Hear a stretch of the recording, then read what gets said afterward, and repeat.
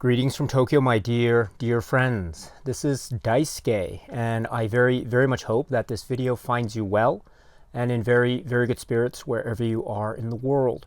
And today, if you don't mind, I would very much like to continue on with our journey, our discussions, and our explorations with respect to the recent releases made by the Criterion Collection during this year of 2021.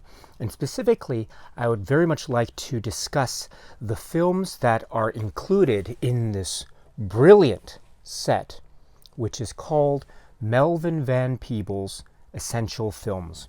And that brings us to one of such films, which is part of this great set, which is designated at spine number 1093. And it is a work from 1967, again from filmmaker Melvin Van Peebles. And the name of the work is The Story of a 3-Day Pass.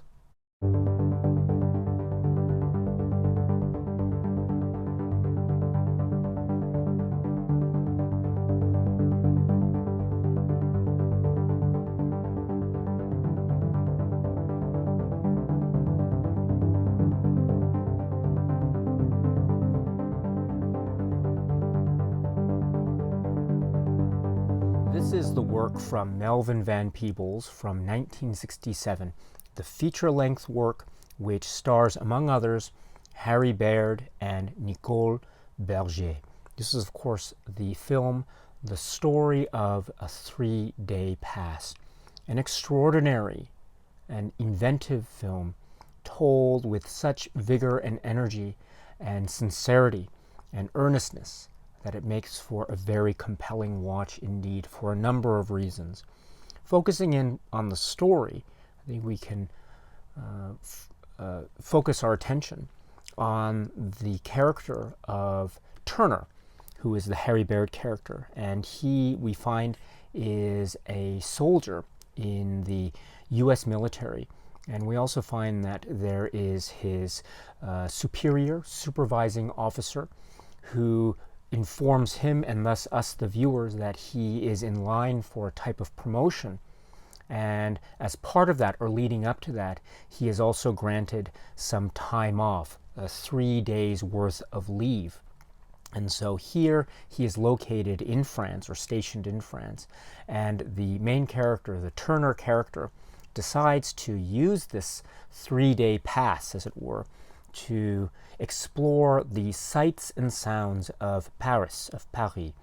And we follow him in his various pursuits, in the various places that he visits, the streets, the scenes, the people that he meets.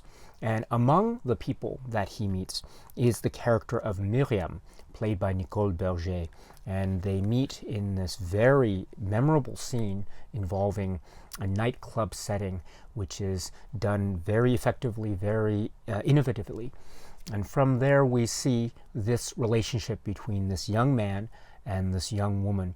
And along the way we get to know a little bit about each of them, or perhaps there are details that remain hidden, that remain unobserved or unspoken. And that, of course, reminds us of the limited amount of time that they have together, again, premised upon this idea of a 3-day pass and what will happen, if anything at all, when these 3 days are up. Part of the exploration is, well, the exploration of this relationship, or the dynamics of the relationship as we are privy to as viewers of this film, I think are twofold, generally speaking.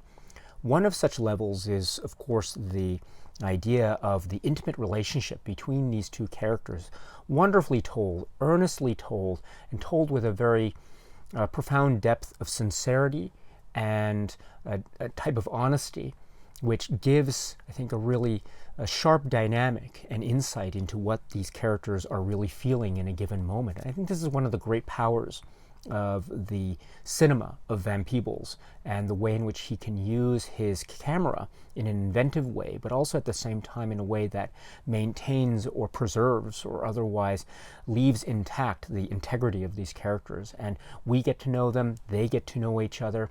There's this wonderful play in terms of language There is sometimes French, the French language is spoken, sometimes the English language is spoken, sometimes there is communication that is nonverbal, and these, I think, combine to form very wonderful vignette moments. It could be described in terms of a collection of vignette moments, but again, the overall effect is one of a type of exploration or trajectory of the sincere depth of the exploration of the trajectory of these two characters and the relationship with each other as a type of romance, or as a type of getting to know each other, again, in a very intimate setting, in a beautifully told way. So that's one of the so-called levels or pillars, as it were, upon which this film, I think, rests its foundation. Another key pillar or foundational aspect of this film, it could be said, is the way in which this film, either directly or indirectly, explores the notion of race and racial identity, and also race relations, or relations based upon or otherwise affected in some form or another by the component or dynamic of race. And we are drawn to this particular aspect, I think, directly because the film does incorporate these specific, say, concerns that are expressed directly in the story itself. For instance, we do see the way in which other officers that are associated with the main character here, the Harry Baird character, how they see and view this relationship between Miriam and Turner, and what that means in terms of the direct plot line involving the main character. We also remember or recall the supervising officer, and we see how the camera and the situations that Melvin Van Peebles sets up here, how that seems to suggest or otherwise indicate or reveal a maybe indirect or latent type of a racist view or attitude towards this particular individual that could have, or most likely does have, a type of long-lasting impact upon his character, both in terms of the plot and also in terms of the psychological exploration of this particular character, again, as we see him in various settings. This is also very important too, this latter aspect in particular, the psychological or emotional impact of these particular, say, attitudes towards him and towards his race and racial identity. Because what that does is it then leads to various episodes of the film where we see this psychological or emotional impact somehow or another express itself or manifest itself. And sometimes we see this shown outwardly, yes, but sometimes shown outwardly, but at the same time done in a somewhat implicit manner. In other words, there are moments where it could be said that certain reactions to scenes that emerge, say, in the nightlife scenes or in the various vignette scenes between Miriam and Turner and the various situations that they find themselves in, sometimes we might see other characters in the periphery that are somehow or another engaged with this couple in these various vignette episodes. And sometimes we might, or Turner might, or somehow or another, more people might interpret, for instance, looks or glances or various utterances of words that may or may not, from an objective viewpoint, be considered to be outwardly racist. We do, however, see, regardless of the interpretation of that particular objective stance, we do see the subjective viewpoint, or we do get a sense of the subjective viewpoint of the character of Turner and how he reacts to certain situations, which again, I think from an objective cinema viewpoint could be said to be constructed in a way to be arguably quite objective, thus giving room for the subjective exploration, or the exploration of the subjective perspective of the character of Turner. So that's one way that this film deals with those sorts of attitudes in this type of implicit realm. And then, of course, there is the more direct and outward and explicit ways in which these racist attitudes are perceived and also are directed towards these characters. And again, we find this in the setting of the military ranks as expressed in this particular story, and what that means in terms of the character's promotion, what the promotion means in Turner's own eyes.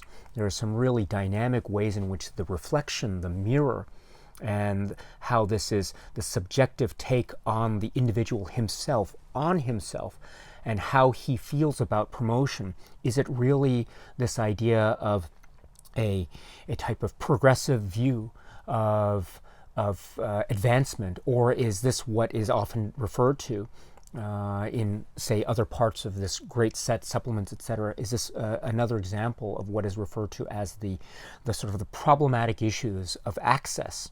And if there is this type of advancement in various forms of society or societal ranks, again expressed in this very, I think, well drawn out plot dynamic of this film, The Story of a 3-Day Pass, if there is this idea of advancement, what does that mean in terms of the character's own introspection and the character's own view of himself vis-a-vis his race and his identity? And I think those are very bold and very complex questions. And we see the character try or make the effort outwardly, again in a cinematic form, to try to reach a type of conclusion to those questions. But I think the fact that those questions are lingering, again, both explicitly and implicitly within the text of the film, I think that what draws us to this idea of the film, or one of the strong fundamental foundational aspects of the film, being this exploration of race and identity and how it affects this particular character emotionally and psychologically. Because we also see it in the context of the plot. We also see it very subtly, I think, as well, in the context of the relationship between these two individuals. And so the fact that we have this intertwining of these various main levels, I think, is so just indicative of the power and the thought and care and the brilliance of the design and setup of this film, The Story of a 3-Day Pass. And I should say, too, that these various modes of exploration, the intimate level and also the exploration of certain societal-based concerns, is also grounded in, I think, very bold, inventive cinema techniques. There's a way in which Melvin Van Peebles uses his camera, uses the idea of slow motion or fantasy, or also uses the idea of the first-person perspective, or images, or mirror images, or reflections, or the idea of, say, the cut or the edit, in very bold and fantastic ways, that is almost challenging the notions of the medium of cinema. We have to remember that this was made in the 60s, and it was made in France. And I think a lot has been made by many of the commentators, whose comments I think are so well captured in a lot of the supplements of this particular set, about how this could be said to be, in a way, maybe a type of a continuation or maybe an influence of what is often regarded as, say, the French New Wave of cinema, Jean-Luc Godard being one of the great examples of this. So I think that's one way of looking at it.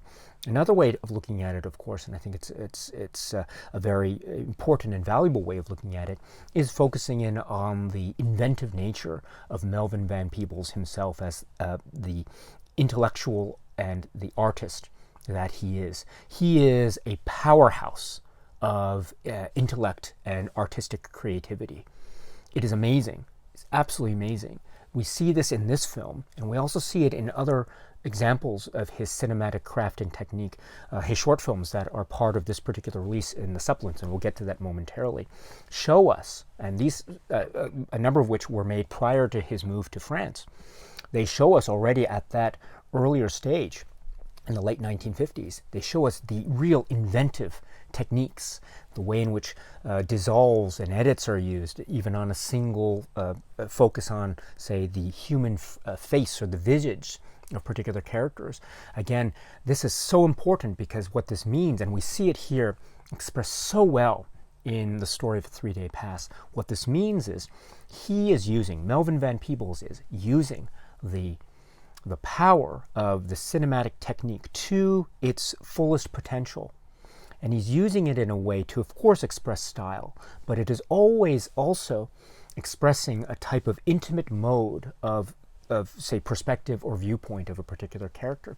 One very famous scene in this film, I think, is a great example, which is the nightclub scene, and the main character, the Harry Baird character, the Turner character, entering into this scene. It's rather early in the film, and we see a type of subjective viewpoint, a fantasy vision that he has, and how the people are walking almost in slow motion, how the camera seems to be carried with him in slow motion.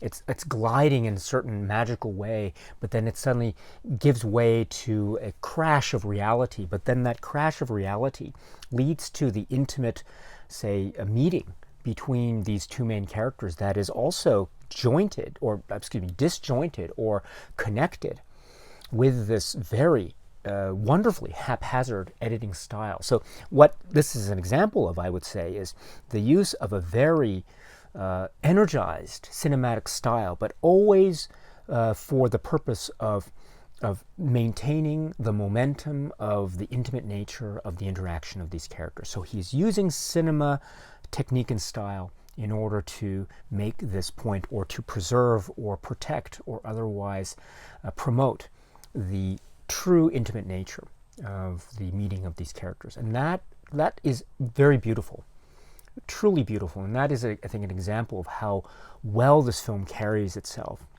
It is an artistic triumph. It is also an emotional triumph. It is also a triumph in terms of the exploration of various society-based and race relation-based concerns.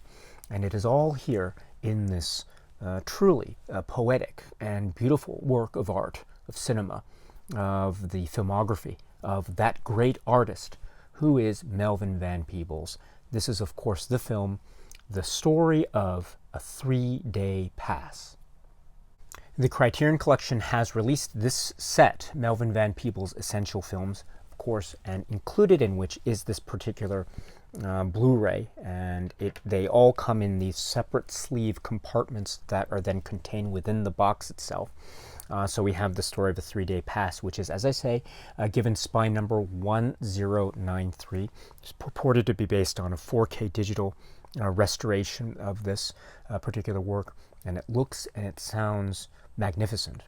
And so this is a wonderful presentation, and it's wonderful that it is included as part of this great set. With this set, we have each of the films included. So each of the films has its own assortment of supplements as well. So with regard to The Story of a 3-Day Pass, what do we have included, or what else has Criterion included as part of this package? We have quite a bunch, and this is another great aspect of this. So first off, we have an introduction by the filmmaker Melvin Van Peebles himself. This is described as being from 1997. It's quite short, approximately 2 minutes and 46 seconds, so just shy of 3 minutes.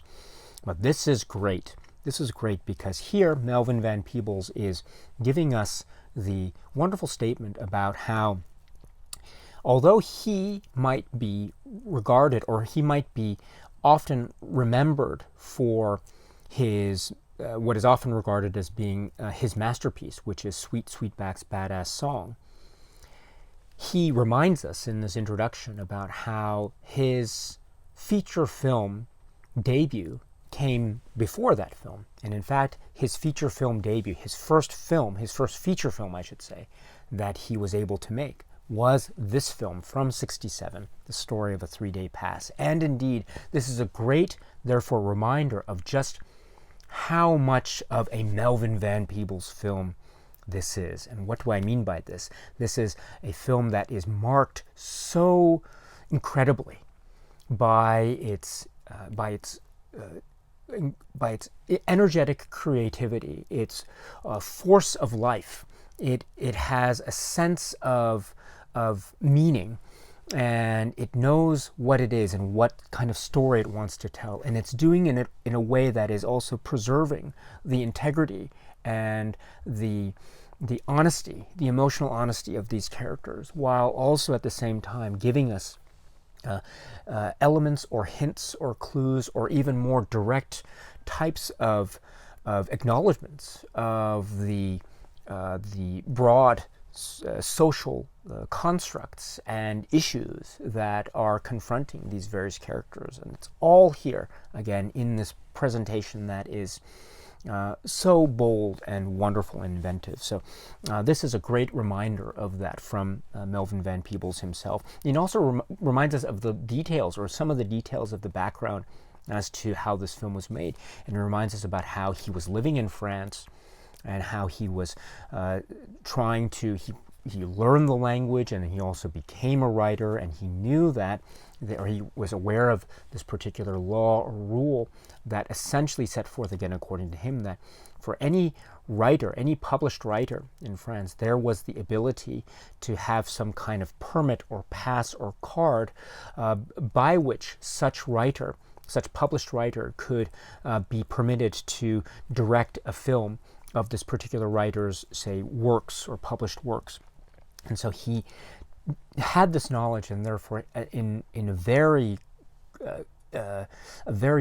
clever way, he used this as a means to essentially be able to make his first feature film. Because, as we know, this is based upon one of his written works, La Permission.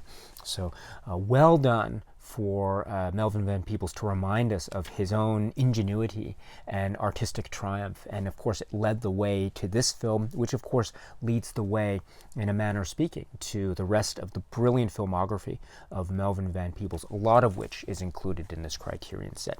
So this is the first thing, this introduction. And it's so wonderful, I should say, too, before I go any further, it's so wonderful to get the comments from Melvin Van Peebles. He is so expressive.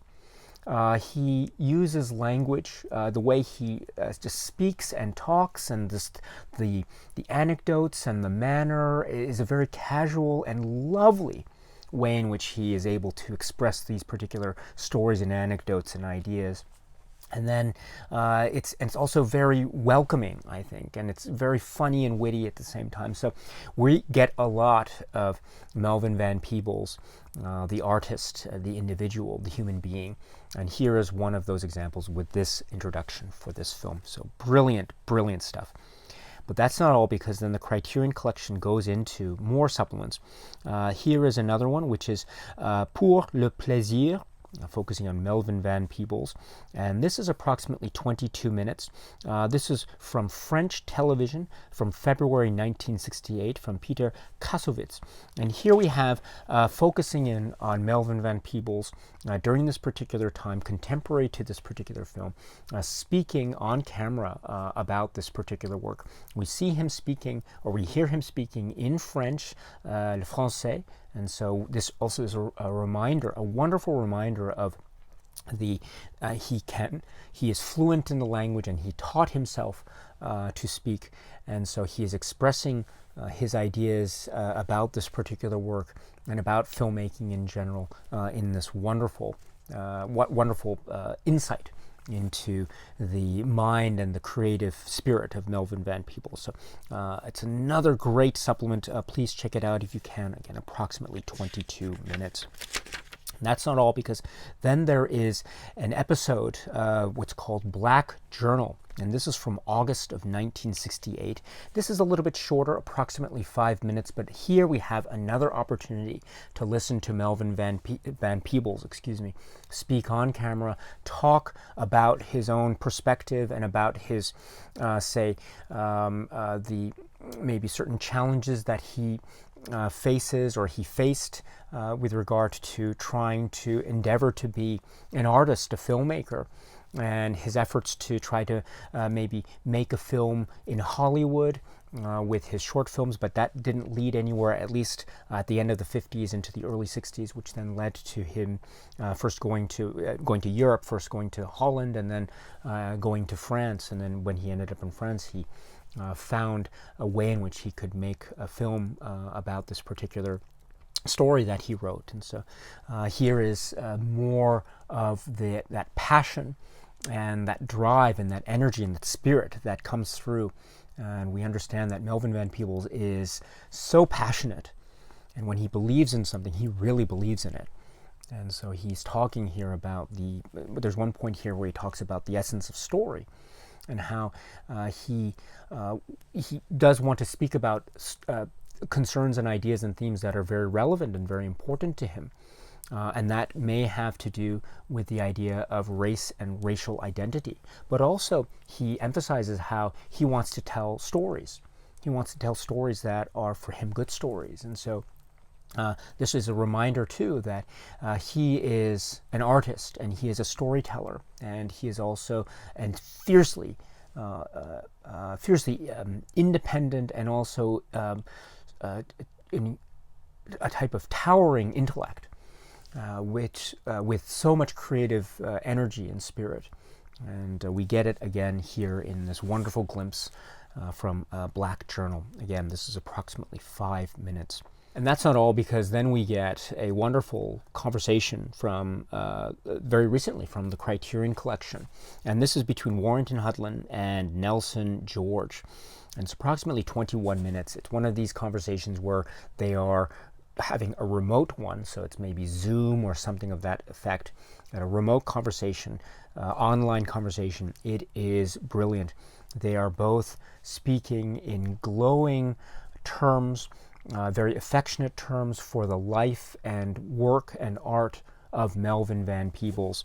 And they are talking about the artist, about how he could be described, Melvin Van Peebles could be described as a type of rule breaker in order to achieve some kind of art or some greatness in art. And this is what he has done.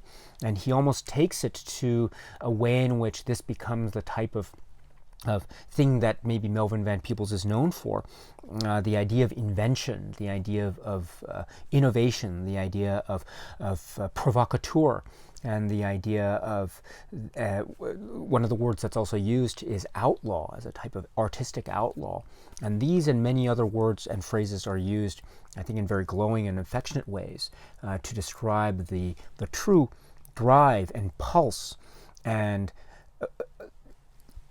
historic effect that the filmography of Melvin Van Peebles had and has for many generations. And so this is just a great conversation overall, and this sets the scene for, I think, a lovely and wonderfully organized conversation between these two gentlemen that focuses in on the various films that can be found in this particular set. And so I should say here that while this particular conversation is on the disc for The Story of a 3-Day Pass, it focuses in on this film, but also the conversation turns to other films in the set. And so it might be a good idea perhaps to watch all the films first, and then you can turn and come back to this wonderful conversation between the two gentlemen.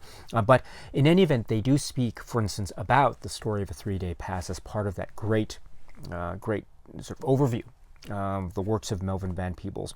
So they make mention, for instance, of the wonderful bar scene that was mentioned earlier, and the idea how Melvin Van Peebles seems to be using race but also not using race. And so there's this lovely balance between what I think is maybe what can be described, or what I tried to describe earlier, as the two maybe foundational pillars of this film, generally speaking, and how there's a focus on the human, on the intimate, and then also a recognition of the external realities, shall we say, in particular of the main character of Turner. And also there's reference to Godard as well, and the French New Wave, but also the idea of turning back to the question of race and the supervising officer, what is described as the critique of the access question, and the idea of what are the consequences of advancement in this society, and how does that manifest itself in the story of Turner, for example. And then the two of them talk about other films in this particular set, or in the filmography of Melvin Van Peebles. So they talk about Watermelon Man, they talk about Sweet Sweetback's Badass Song, and they talk about Don't Play Us Cheap. And so, as I say, the conversation is really splendid, and I'll maybe focus in primarily on their comments, or I'll try to focus in on their comments on the 67 film. But I strongly recommend if you have seen the other films, well, you can check out the other films in the set or all the films in the set and then come back to this particular supplement. And this forms a wonderful overview or a type of a guide, if you will, through the works of this particular set. It's fantastic. Once again, 21 minutes, Warrington Hudlin and Nelson George. Please check it out if you can. And then that's not all, because what the Criterion Collection have done next is they have included 3 short films that were made prior to the story of a 3-day pass. So if you recall, this film, this feature-length film, is from '67, but earlier in Melvin Van Peebles' life and career, he made these brilliant short works, 2 of which are described as from 1957, and the third is from 1961. So the first of these 3 is the '57 work called Sunlight. It's approximately 9 minutes. And this is so great. It's great because there's this homemade feel about this, because it is made with maybe very few, relatively speaking, resources. And especially, it's a short film. This was made prior to his development as a filmmaker. So it could be said to be. I have read elsewhere in some places, maybe it's described as being a little bit rough around the edges, but I actually think that it's such a brilliant example of the filmmaking craft and style of Melvin Van Peebles. It's even more mind-blowing when I'm reminded of the fact that it was made in the late 50s, so prior to his feature film debut by about 10 years, right?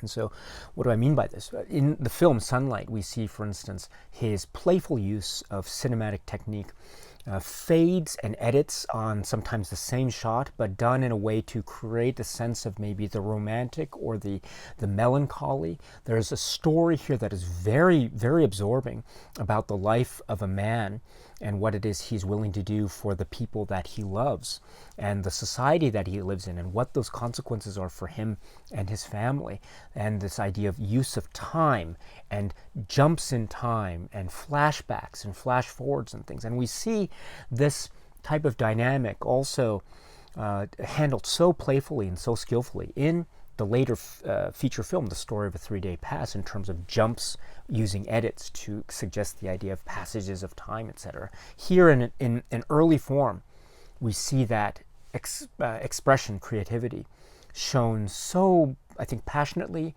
and so earnestly. This is the short film Sunlight. It's one of these short films. The second is 3 Pickup Men for Herrick. And this is another great film, again from 1957. It is a short film, approximately 8 minutes. And so this work is I think it has a very simple, easy to follow story in terms of following these particular men and their efforts to essentially try to get a particular job of a given, say, site or particular location. And in this process, we see, again, the wonderful use of the Melvin Van Peebles cinematic technique. Style is used to preserve and honor the integrity of these characters. We see it in many of his films, and we see it here in 3 Pickup Men for Herrick. For example, the way in which Melvin Van Peebles uses his camera to hold on the close-ups of these particular individuals who are trying to get this particular position or these positions, these labor positions. And the way in which the camera shows us their eyes, the glasses, sometimes the lenses are cracked, and sometimes we see their eyes, they are looking straight at us, into the camera, into us, or at us. And they are smiling also, their eyes widen sometimes, and so we really see the care in which the camera is capturing the essence of the humanity of these people. And it reminds me too of how important the idea of the close-up on the face of these people, of the characters that inhabit the cinematic world of Melvin Van Peebles, how the close-ups on the faces of these characters is so important and so iconic. I mean, we see it in, for instance, Sweetback's Badass Song. We see it in Watermelon Man. We see it in The Story of a Three-Day Pass, both maybe directly and maybe also in profile. It's captured in this wonderful rendition as part of the cover art for this particular release here. And also we see it in this early short film, Three Pickup Men for Herrick. And so this is a great, great example. It is an early short film, but it's still so much part of the Melvin Van Peebles cinematic style, I would suggest. So please check this out if you can. And then we have the third of these shorts, which is called Les 500 Balles. This is approximately 12 minutes, from 1961. The two earlier works, we understand, were made while he was still in America, but then, as we know, he made his move to Europe and then eventually to France. And we understand that in the early 60s, he was interested in cinema, and so in 61, he makes this short film, Les 500 Balles.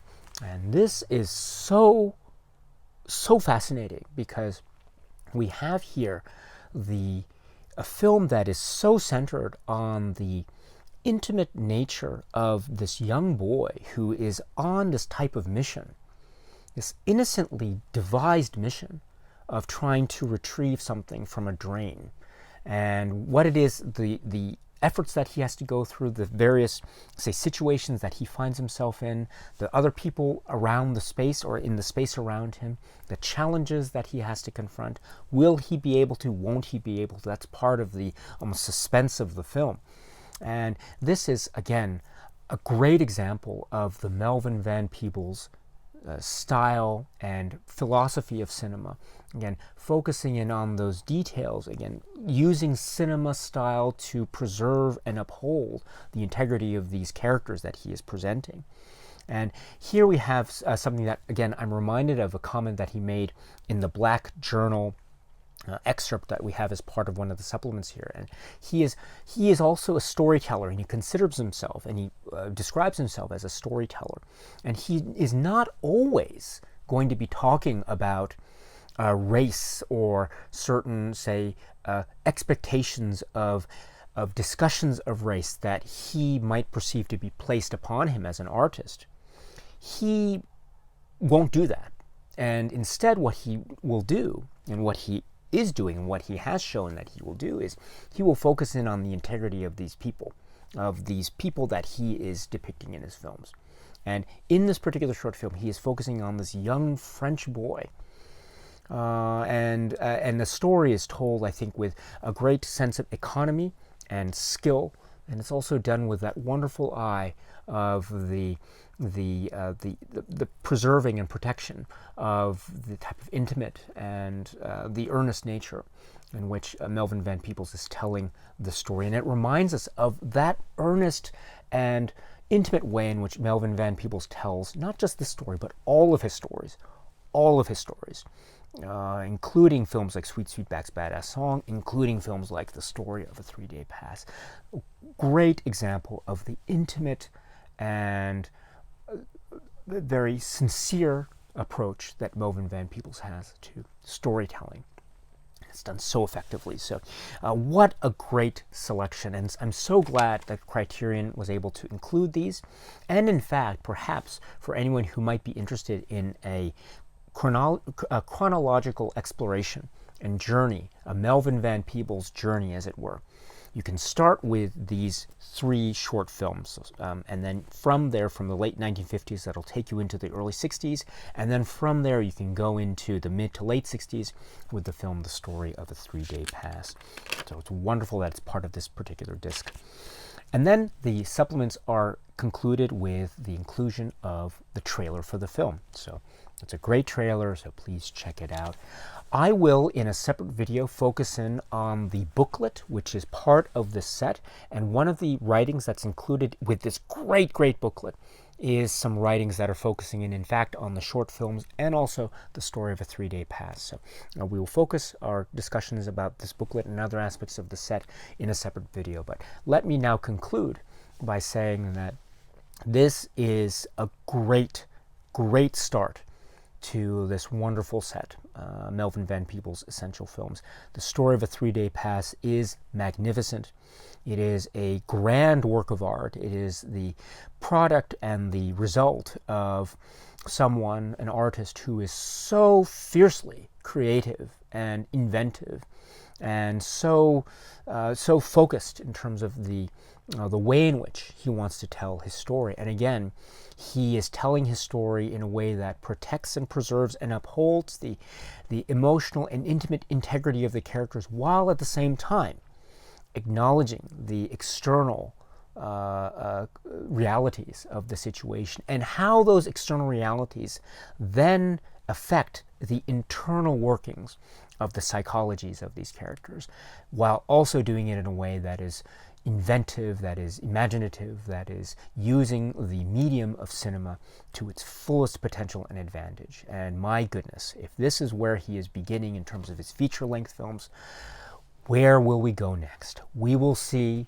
the answer to that, my friends, in the feature films to follow in this wonderful set. It is absolutely amazing.